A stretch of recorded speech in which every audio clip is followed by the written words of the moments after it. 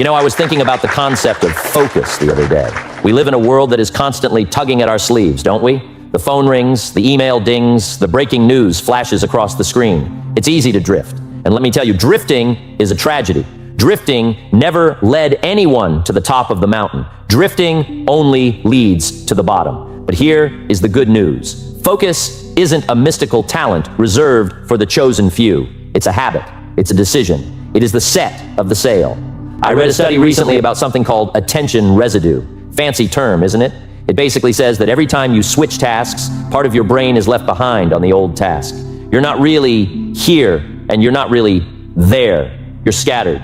So I asked myself, Jim, what if you just stopped drifting for 3 days? Not a lifetime, just 3 days. What would happen if you treated your attention like your money, investing it, not wasting it? Well, let me share with you the 5 simple disciplines that changed the game for me. First, I had to learn the art of the evening design. You see, you cannot start the day until you have it finished on paper. Productivity experts call this reducing decision fatigue. If you wake up asking, what should I do today? You have already lost the battle. The morning is for execution. The evening is for strategy. So, habit number 1, I wrote down the one absolute must-do task for the next day. Just one. Not 10 things that might happen, but the one thing that must happen. Then came habit number 2. I had to fire my distraction. I looked at my phone, that marvelous, terrible little machine, and I put it in another room. Out of sight, out of mind. There is a psychological concept called stimulus control. It says our environment shapes our behavior more than our willpower does. If the cookie isn't on the counter, you won't eat it. If the phone isn't on the desk, you won't check it. Simple, isn't it? But remember, what is easy to do is also easy not to do. Now, once the stage was set, I needed a rhythm to dance to. Enter habit number 3, the timer. I employed a little strategy the experts call the Pomodoro technique. It sounds fancy, but it's just common sense. You work with intensity for 25 minutes, and then you disconnect for 5. Why?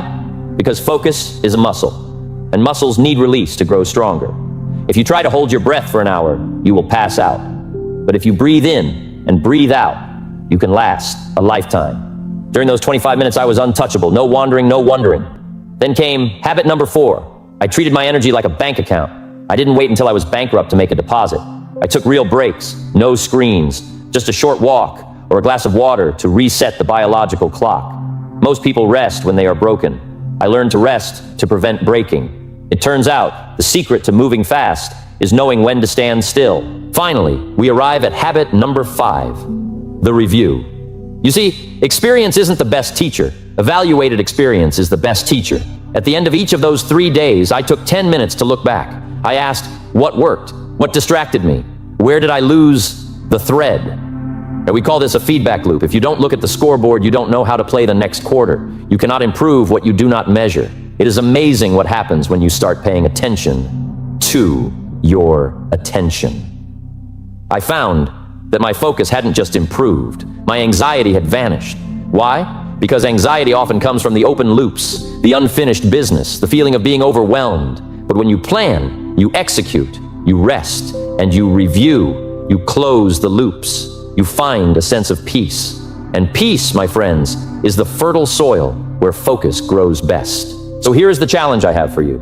3 days, not a lifetime, just 72 hours. Can you commit to that? Can you pay the small price of discipline today so you don't have to pay the heavy bill of regret tomorrow? Because here is the truth. The marketplace pays for value, and value comes from deep, concentrated effort.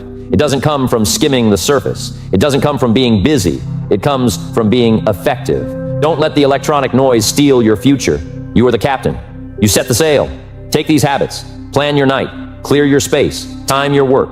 Rest your mind. And review your day. If you do this, you won't just find your focus. You might just find yourself. And let me tell you, that is a discovery worth making. Let's get to work.